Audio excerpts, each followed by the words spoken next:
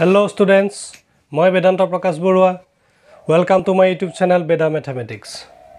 আজি আমি পঢ়িম উৎপাদক আৰু গুণিতকৰ বিষয়ে। এটা উৎপাদক আৰু গুণিতক কি বস্তু, কেনেকৈ উলিয়াব লাগে, এই সকলোখিনি কথা আজি আমি ভিডিঅ'টোত গম পাম। হল এতিয়া মই ইয়াতে লিখিলো বোৰ্ডত 2 into 5 equal to 10 হলনে 6 into 2 equal to 12 2 পূৰণ 5 সমান 10 6 পূৰণ 2 সমান 12 হল এতিয়া 2 আৰু 5 পূৰণ কৰি 10 পালো ইয়াৰ অৰ্থটো এটো যে 2 আৰু 5 উৎপাদক কাৰ উৎপাদক 10ৰ উৎপাদক উৎপাদকৰ কনসেপ্টটো হেতুৱে হা আৰু 10 টো হল গুণিতক কাৰ গুণিতক 2 ৰ গুণিতক আৰু 5 ৰ গুণিতক তাৰ মানে কথাটো হল কি যি দুটা সংখ্যা পূৰণ কৰিছো এই সংখ্যা দুটা হ'ব উৎপাদক কাৰ উৎপাদক হ'ব পূৰণফলটোৰ উৎপাদক হলনে 2 10ৰ উৎপাদক আৰু 5 10ৰ উৎপাদক আৰু সংখ্যা দুটা পূৰণ কৰি যিটো সংখ্যা পাইছো পূৰণফল হিচাপে এই পূৰণফলটো হল গুণিতক কাৰ গুণিতক 5 ৰ গুণিতক 2 ৰ গুণিতক হল তেনেকে 6 আৰু 2 টো হল উৎপাদক কাৰ উৎপাদক 12 ৰ উৎপাদক 6 হ'ব আৰু 12 ৰ উৎপাদক 2 হ'ব হলনে 12 ৰ উৎপাদক 12 টো হল গুণিতক কাৰ গুণিতক 6 ৰ গুণিতক 12 আৰু 2 গুণিতক হলনে 2 গুণিতকো হল কি 12 ঠিক আছে এতিয়া আৰু কেটামান মই লাইন লিখিছো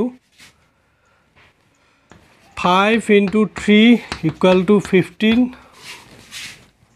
7 into 4 equal to 28 5 পূৰণ 3 সমান 15 ইয়াৰ মিনিংটো কি 5 টো উৎপাদক কাৰ উৎপাদক 15 ৰ উৎপাদক আৰু 3 টো হল 15 ৰ উৎপাদক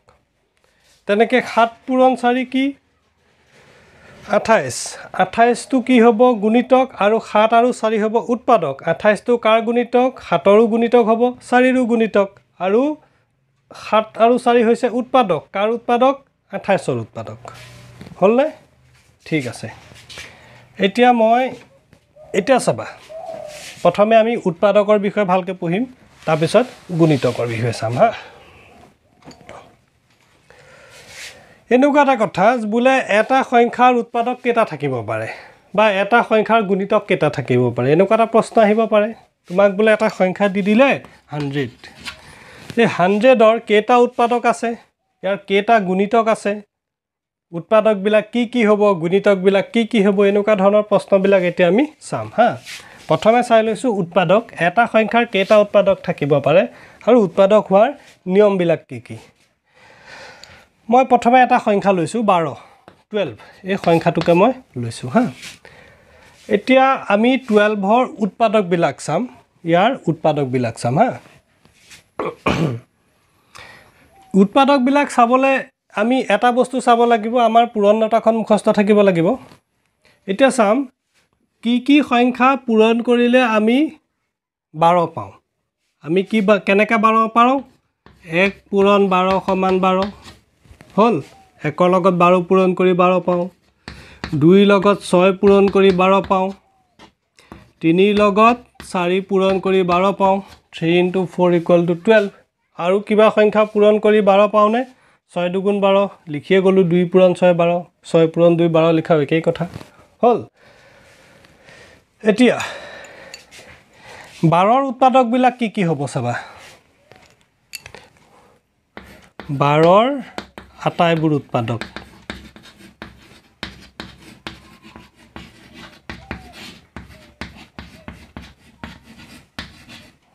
12 ৰ আটাইবোৰ উৎপাদক কি হ'ব 12 পাবলে আমি কেনেকে 12 পাইছো কি সংখ্যা পূৰণ কৰি 12 পাইছো হেতু চাম আমি 1 আৰু 12 পূৰণ কৰি 12 পালো এটা আহিব 1 এটা আহিব 12 2 আৰু 6 পূৰণ কৰি 12 পাইছো 2 আৰু 6 12 হলনে 3 আৰু 4 পূৰণ কৰি 12 পাইছোঁ 3 আৰু 4 হলনে নহল গতিকে এইবিলাক সংখ্যা পূৰণ কৰি 12 পাইছোঁ গতিকে 12ৰ আটাইবোৰ উৎপাদক কি হ'ব 1 12 2 6 আৰু 3 4 এই 6টাই হ'ব 12ৰ উৎপাদক আৰু 12ৰ এই 6টাৰ বাহিৰে বেলেগ উৎপাদক নাই হল এটা সংখ্যাৰ উৎপাদক কিমান থাকিব তাৰ এটা নিৰ্দিষ্ট হিচাপ থাকে মনত ৰাখিবা উৎপাদকৰ হিচাপটো নিৰ্দিষ্ট যে এই সংখ্যাটোৰ উৎপাদক কিমানটাহে আছে এই সংখ্যাটোৰ উৎপাদক কিমানটাহে আছে সেইটো এটা নিৰ্দিষ্ট সংখ্যা থাকে হল এটা ইয়াত আৰু একটা কথা মন কৰা ৰবা আৰু এটা एग्जांपल মই দি লৈছো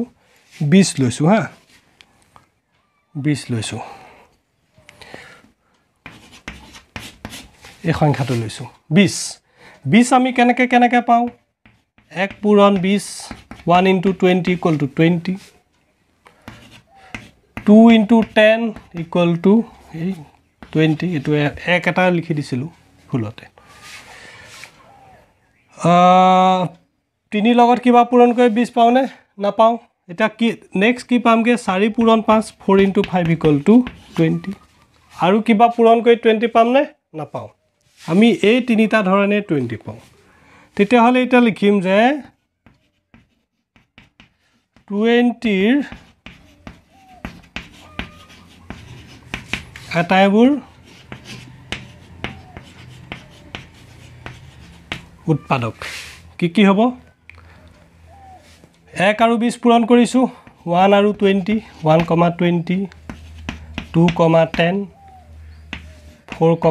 5 এইকেইটা আৰু আছে নে একো সংখ্যা নাই আৰু গতিকে 20 ৰ কেটা উৎপাদক পালো 6টা পালো 20 ৰ কেটা উৎপাদক 6টা তেনেকে বেলেগ বেলেগ সংখ্যাৰ উৎপাদক তোমালোকে উলিয়াব পাৰা হল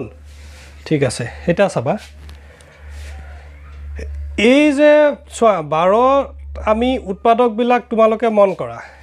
12ৰ আটাইতকৈ সৰু উৎপাদকটো কি আহিছে 1 দেখিছানে যিমানখিনি 12ৰ উৎপাদক পালো আটাইতকৈ সৰু উৎপাদকটো কি আহিছে 1 আহিছে আৰু আটাইতকৈ ডাঙৰ উৎপাদকটো কি আহিছে 12 আহিছে 20 তেনেকে ইয়াৰ আটাইতকৈ সৰু উৎপাদক কি আহিছে 1 আহিছে আটাইতকৈ ডাঙৰ উৎপাদকটো কি আহিছে 20 আহিছে 12 ৰ ডাঙৰটো 12 20 ডাঙৰটো 20 আৰু দুইটাৰ সৰু দুটা কি 1 আৰু 1 তাৰমানে এটা কথা মনত ৰাখিবা ইয়াত যে যিকোনো এটা সংখ্যাৰ যদি তুমি উৎপাদক উলিওৱা উৎপাদক দুটা থাকিব পাৰে চাৰিটা থাকিব পাৰে তিনটা থাকিব পাৰে কিবা এটা হল তেতিয়া হলে এটা কথা মনত ৰাখিবা যে সেই সংখ্যাটোৰ আটাইতকৈ সৰু উৎপাদকটো কি হ'ব 1 যেটা উৎপাদক নাথাকক যে যিটো সংখ্যাৰ উৎপাদক উলিয়াবা সেই সংখ্যাটোৰ আটাইতকৈ যিটো সৰু উৎপাদক হ'ব সৰু উৎপাদকটো হ'ল কি 1 আৰু সংখ্যাটোৰ যিটো আটাইতকৈ ডাঙৰ উৎপাদকটো হ'ব সেই ডাঙৰ উৎপাদকটো হ'ল সংখ্যাটো নিজে 12ৰ আটাইতকৈ ডাঙৰ উৎপাদকটো কি 12 গতিকে সি নিজেই হৈছে হয়নে 20ৰ আটাইতকৈ ডাঙৰ উৎপাদকটো কি 20 গতিকে সি নিজেই হৈছে বুজি পাইছানে ঠিক আছে হল এটো পাতি লোৱা 12 আৰু 20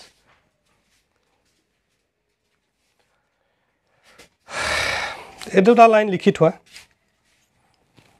দুটা লাইন লিখি থোৱা এনেকৈ লিখা এটা সংখ্যাৰ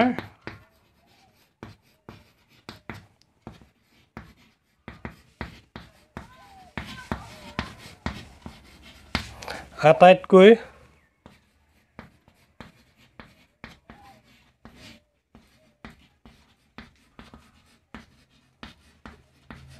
সৰু উৎপাদকটো কি 1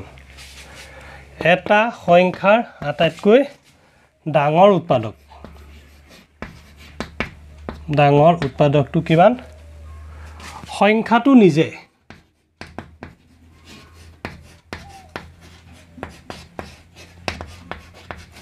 হা সংখ্যাটো নিজে ভিডিওবিলাক চাওঁতে আগত বহি কলম লৈ ল'বা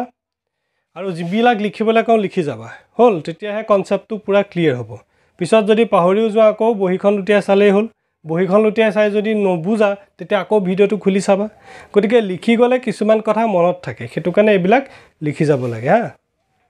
ঠিক আছে ভিডিওটো পজ কৰি ল'বা পজ কৰি এইবিলাক লিখিবলগীয়া কথাখিনি লিখি ল'বা এটো কথা গম পালো যে এটা সংখ্যাৰ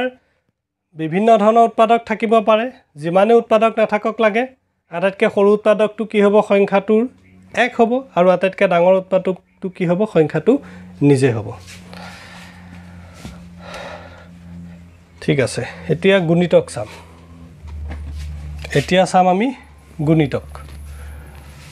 গুণিতক চোৱাৰ আগতে আৰু এটা বস্তু কৈ থৈ যাওঁ হেতু উৎপাদকৰ পৰা আহিছে তো হৈছে যৌগিক সংখ্যা আৰু মৌলিক সংখ্যা মনত ৰাখিবা যৌগিক সংখ্যা আৰু মৌলিক সংখ্যা এটো উৎপাদকৰ লগতে কেতু আহিছে এটো কেনেকৈ হ'ব চোৱা 3 এটা লৈছো 3 ৰ উৎপাদক বিলাক আমি কেনেকৈ উলিয়াম 3 পূৰণ 1 কৰিলে আমি 3 পাওঁ আৰু কিবা সংখ্যা পূৰণ কৰিলে 3 পাওঁ নেকি না পাওঁ এটা সংখ্যা ললো 4 4 ৰ উৎপাদক বিলাক কেনেকৈ উলিয়াম 2 পূৰণ 2 কৰিলে আমি 4 পাওঁ আৰু 4 কেনেকৈ পাওঁ 1 পূৰণ 4 কৰিলে আমি 4 পাওঁ হলনে হল তেনেকৈ আমি আৰু এটা সংখ্যা লৈছো 13 1 পূৰণ 13 এতিয়াহে পাম 13 1 পূৰণ 13 পূৰণ কৰিলেহে 13 পাম আৰু বেলেগ কিবা সংখ্যা পূৰণ কৰি 13 পাওঁ নেকি না পাওঁ যদি আমি লৈ লওঁ 14 14 টো কি হ'ব 2 পূৰণ 7 14 পাওঁ 14 টো কেনেকৈ পাওঁ 1 পূৰণ 14 কৰি 14 পাওঁ এতিয়া চোৱা 3 আৰু 13 ত চোৱা ইয়াত উৎপাদক কেটা পাইছো মাত্ৰ দুটা 3 ৰ উৎপাদক 3 আৰু 1 তাৰ মানে কি 3 ৰ উৎপাদক কোন দুটা হৈছে এটা 1 আৰু আনটো সংখ্যাটো নিজে এটো আটাইতকৈ সৰু উৎপাদকটো এটো আটাইতকৈ ডাঙৰ উৎপাদকটো 3 ৰ হয়নে 13 ৰ উৎপাদক কি হৈছে 1 আৰু 13 এটা আটাইতকৈ সৰু উৎপাদকটো আৰু এটা 13 আটাইতকৈ 13 ৰ ডাঙৰ উৎপাদকটো সংখ্যাটো নিজে হা গতিকে চালো যে এই 3 আৰু 13 ৰ উৎপাদক কেটা আছে মাত্ৰ দুটা আছে 3 ৰো মাত্ৰ দুটা উৎপাদক 13 ৰো মাত্ৰ দুটা উৎপাদক তাতকৈ বেছি উৎপাদক নাই গতিকে এই সংখ্যাবিলাকক কয় মৌলিক সংখ্যা মনত ৰাখিবা মৌলিক সংখ্যা কাক বোলে যিবিলাক সংখ্যাৰ উৎপাদক মাত্ৰ দুটা এটা উৎপাদক 1 আৰু আনটো উৎপাদক সংখ্যাটো নিজে সেই সংখ্যাবিলাক হৈছে কি মৌলিক সংখ্যা এটো হল মৌলিক সংখ্যা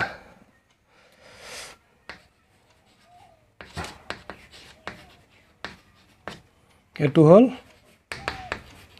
মৌলিক সংখ্যা কাৰণ কেলে মৌলিক সংখ্যা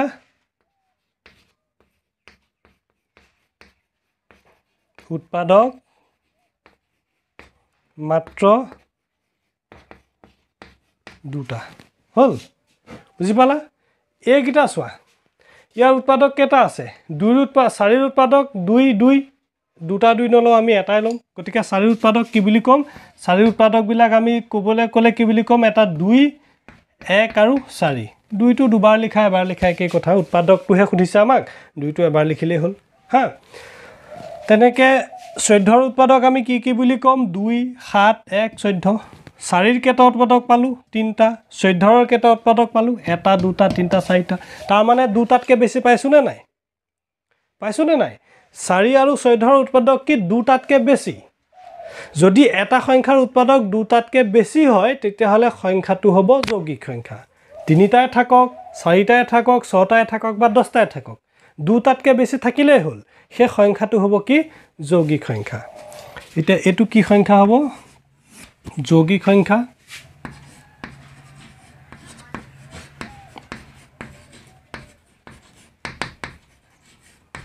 যৌগিক সংখ্যা উৎপাদক দুটাতকৈ বেছি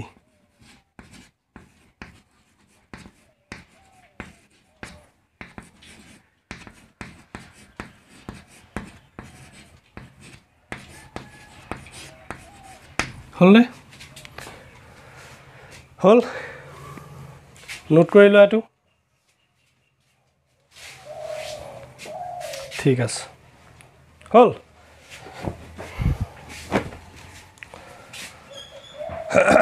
মৌলিক সংখ্যা যৌগিক সংখ্যা গম পালো উৎপাদক কেনেকৈ উলিয়াই গম পালো এতিয়া আৰু এটা কথা তোমাক সুধিব পাৰে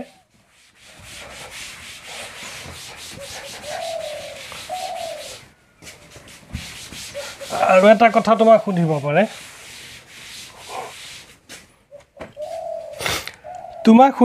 প্ৰশ্নটো এনেকে 2 সংখ্যাটো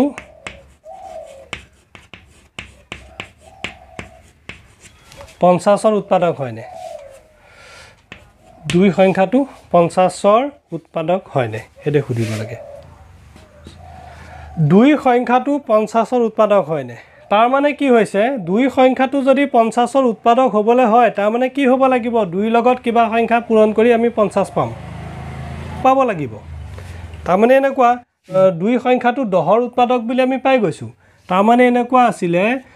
2 পূৰণ 5 সমান 10 মানে 2 লগত কিবা এটা সংখ্যা পূৰণ কৰি কি সংখ্যা পূৰণ কৰিছো দৰকাৰ নাই কিবা এটা সংখ্যা পূৰণ কৰিছো আৰু কৰি পেলাই 10 পাইছো তেতিয়া হলে 2 টো 10ৰ উৎপাদক হ'ব তেনেকে 2 টো যদি 50ৰ উৎপাদক হয় তেতিয়া হলে 2 লগত কিবা এটা সংখ্যা পূৰণ কৰি আমি 50 পাব লাগিব তে তুমি তো জানা যে কি হয় 2 পূৰণ 25 সমান 50 2 * 25 = 50 হল গতিকে 2 টো 50ৰ উৎপাদক হ'বনে হ'ব আনসাৰটো হ'ব কি হয় বুজি পাইছানে হয় এতিয়া চোৱা তোমাৰ যদি মুখতে যদি উলিয়াব নোৱাৰা এটো কেনেকৈ কৰিবা তেতিয়া 2 টো চেক কৰিব লাগে 50ৰ উৎপাদক হ'ব নহব 2 টো 50ৰ উৎপাদক হ'বনে নহব চাব লাগে তাৰ কাৰণে তুমি কি কৰিবা 50ক 2 ৰে হৰণ কৰি দিবা 2 * 2 = 4 হল 1 বাকি থাকিলে 0 2 * 5 = 10 বাকি থাকিলে কিমান 0 হলনে 2 ৰে 50ক যেতিয়া হৰণ কৰিছো বাকি 0 ওলাইছে নে ওলাইছে গতিকে 2 টো 50ৰ উৎপাদক হয় ডাঙৰ ডাঙৰ সংখ্যাবিলাক যেতিয়া কৰিবলৈ দিব এই সংখ্যাটো ইয়াৰ উৎপাদক হয়নে এনেকৈ চাবলৈ দিব তেতিয়া হলে এনেকৈ এটো পদ্ধতিয়ে কৰিব লাগিব হা যিটো সংখ্যা আমি ডাঙৰ সংখ্যাটো দিব সেই সংখ্যাটোক আমি সৰু সংখ্যাটোৰে হৰণ কৰি দিব লাগিব ভাগ শেষটো যদি 0 ওলায় তেতিয়া হলে উৎপাদক হয় আৰু ভাগ শেষটো যদি 0 নোলায় তেতিয়া হলে উৎপাদক নহয় ভাগফল কি ওলাইছে দৰকাৰ নাই হল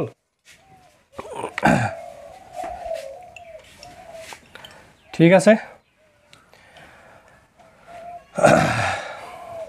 হল তেনেকৈ বেলেগ বেলেগ সংখ্যা উলিয়াই চাবা ভাগ শেষ কি উলিয়াই চাবা ভাগ শেষটো যদি 0 ওলায় তেতিয়া হলে উৎপাদক হয় ভাগ শেষ 0 নোলালে উৎপাদক নহয় মই আৰু এটা অংক কৰি দিছো এতিয়া চাম আমি 301 ৰ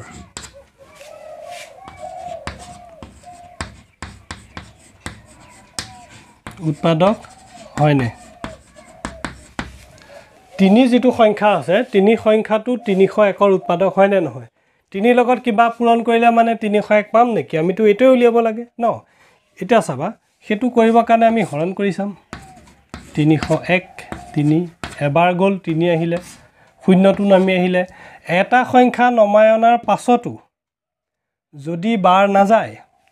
হৰণ অংকৰ এটা নিয়ম আছে কি এটো সংখ্যাটো ওপৰৰ পৰা নমাই আনিলো নমায়নাৰ পাছতো 3 0ক বাৰ যাব নি না যায় 3 তকৈ 0 টো সৰু ওলালে তেতিয়া হলে ওপৰত এটা 0 দিব লাগে হলনে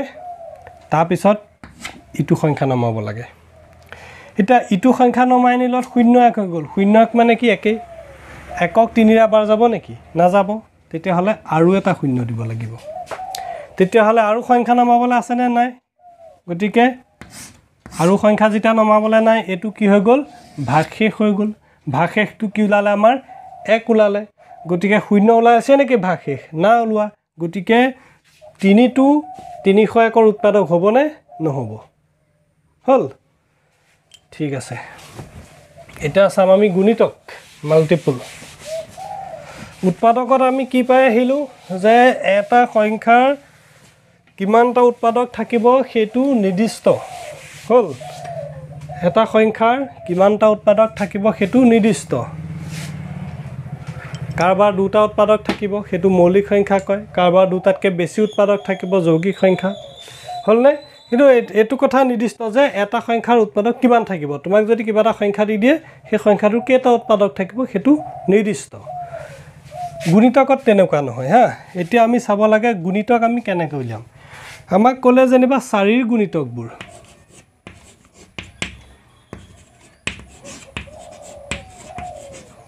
4 ৰ গুণিতক আমি চাম 4 ৰ গুণিতকবোৰ কেনেকৈ চোৱা গুণিতক আমি কেনেকৈ পাইছিলো 2 পূৰণ 5 সমান 10 লিখিছিলোঁ 2 × 5 = 10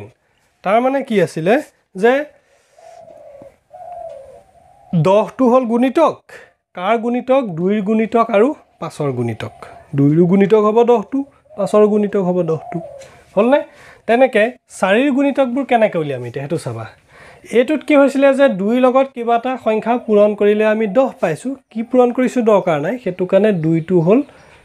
10টো হ'ল 2ৰ গুণিতক তেনেকে ইয়াত 5ৰ লগত কিবা এটা সংখ্যা পূৰণ কৰি 10 পাইছো কি পূৰণ কৰিছো বাদ দিছো কি পূৰণ কৰিছো দৰকাৰ নাই কিন্তু কিবা এটা পূৰণ কৰিটো 10 পাইছো গতিকে 10টো হ'ল কি 5ৰ গুণিতক তেনেকে 4ৰ গুণিতকবোৰ চাবলৈ হলে কি কৰিম আমি 4ৰ লগত 1 পূৰণ কৰি চাম কিমান হ'ব 4 পূৰণ 1 সমান কিমান হয় 4 হ'ব 4 পূৰণ 2 পূৰণ কৰিলে কিমান পাম 8 পাম তেনেকে 4 পূৰণ যদি 3 পূৰণ কৰো 12 4 পূৰণ 4 4 4 গুণ 16 4 5 গুণ 20 এনেকে গৈ থাকিব হল নাই বুজি পাইছা এইবিলাক হৈ গল কি 4ৰ গুণিতক তোমাক যদি কয় 7ৰ গুণিতক যদি উলিয়াবলৈ দিয়া কেনেকৈ উলিয়াবা 1 পূৰণ কৰিবা 7ৰ লগত 7 × 7 7ৰ লগত 2 পূৰণ কৰিবা 7 × 2 = 14 7ৰ লগত 3 পূৰণ কৰিবা 7 × 3 = 21 7ৰ লগত 4 পূৰণ কৰিবা 7 × 4 = 28 এনেকে গৈ থাকিব হলনে আমি গুণিতক বিলাক এনেকে উলিয়াব লাগে সংখ্যা পূৰণ কৰি গৈ থাকিব লাগে হল এটা চাবা এটু কবাৰ শেষ হ'ব নেকি 4 পূৰণ কৰিলো 5 পূৰণ কৰিলো 6 পূৰণ কৰিলো 7 পূৰণ কৰিলো 8 পূৰণ কৰিলো এনেকে 100 200 1000 এনেকেটো আমি পূৰণ কৰি গৈ থাকিব পাৰিম আৰু পূৰণ কৰি গৈ থাকিলে নতুন নতুন সংখ্যা পাই গৈ থাকিম হয় না নহয় গতিকে 4ৰ গুণিতক কেইটা হ'ব তাৰ কোনো নিৰ্দিষ্ট সীমা আছে নেকি নাই অসংখ্য পাব পাৰো কাৰণ 4ৰ লগত কিবা এটা সংখ্যা পূৰণ কৰি দিলে হ'ল সংখ্যাটো ঢেৰ আছে হয় না নহয় লাখ লাখ কোটি কোটি সংখ্যা আছে হয় না নহয় তেনেকে 7ৰ লগত কিবা এটা সংখ্যা পূৰণ কৰি দিলে 7ৰ গুণিতক পাও পূৰণ কৰি এনেকে গৈ থাকিব পাৰিম 1000 পূৰণ কৰিলো 2000 পূৰণ কৰিলো 1 লাখ 2 লাখ 10 লাখ যিমান মন যায় সিমান পূৰণ কৰি গৈ থাকিব পাৰিম সিমান নতুন নতুন গুণিতক পাই গৈ থাকিম গতিকে গুণিতক কেইটা থাকিব এটা সংখ্যাৰ গুণিতক কেইটা থাকিব তাৰ কিবা নিৰ্দিষ্ট সীমা আছে নেকি নাই কিন্তু উৎপাদক কেইটা থাকিব তাৰ কি নিৰ্দিষ্ট সীমা আছে যে এটা এই সংখ্যাটোৰ উৎপাদক ইমান কিটাহে থাকিব কিন্তু গুণিতকৰ ক্ষেত্ৰত হেতু নহয় এই সংখ্যাটোৰ গুণিতক কিমান থাকিব তাৰ কোনো নিৰ্দিষ্ট সীমা নাই অসংখ্য গুণিতক থাকে এটা সংখ্যাৰ উৎপাদক নিৰ্দিষ্ট পৰিমাণৰহে থাকে হা এতিয়া চাবা এই গুণিতক বিলাকৰ চোৱা তেনেকে মই 10ৰ গুণিতক বুলিয়ে দেখুৱাইছো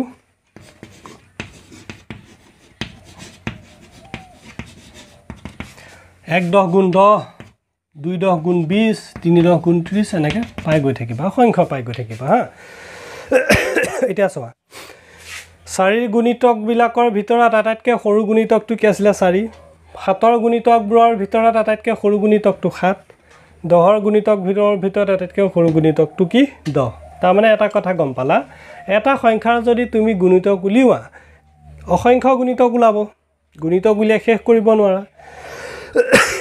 সেই অসংখ্য গুণিতকৰ ভিতৰত আটাইতকৈ সৰু গুণিতকটো কি হ'ব সংখ্যাটো নিজে যিকোনো এটা সংখ্যাৰ আটাইতকৈ সৰু গুণিতকটো কি হয় সংখ্যাটো নিজে এটো লিখি ল'ব পাৰা লাইনটো এনেকৈ লিখিবা যে যিকোনো এটা সংখ্যাৰ আটাইতকৈ সৰু গুণিতকটো হ'ল সংখ্যাটো নিজে উৎপাদকত আমি কি পাই আহিলো যে যিকোনো এটা সংখ্যাৰ আটাইতকৈ সৰু উৎপাদকটো 1 আৰু আটাইতকৈ ডাঙৰ উৎপাদকটো সংখ্যাটো নিজে গুণিতকৰ ক্ষেত্ৰত আটাইতকৈ সৰু গুণিতকটো নিজে আৰু ডাঙৰ গুণিতকটো আমি উলিয়াব নোৱাৰো অসংখ্য আছে পাই গৈ থাকিম হল ঠিক আছে এইকেইটাই হল উৎপাদক গুণিতক ইয়াৰ পাছত আছে সাধাৰণ উৎপাদক আৰু সাধাৰণ গুণিতক তাৰ লগত আছে লসাগু আৰু গসাগু আহিব লসাগু গসাগু পঢ়োতে ইয়াৰ পাছৰ ভিডিঅ'টোত এইখিনি তোমালোকে পাবা হা সাধাৰণ উৎপাদক সাধাৰণ গুণিতক আৰু লসাগু গসাগু দুইটা লগ লাগি এটা ভিডিঅ' হৈ আহিব ঠিক আছে